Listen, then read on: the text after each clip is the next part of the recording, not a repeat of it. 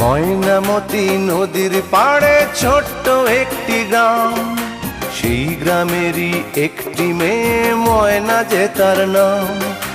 দুরন্ত সেই দুষ্টু মেয়ে থাকতো না যে ঘরে, সারাটি গ্রাম একাই সেজে রাখতো পাগল করে।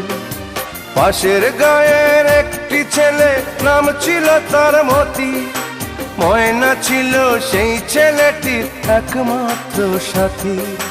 সারা গায়ের চোখের মনি ছিল ময়নামতি।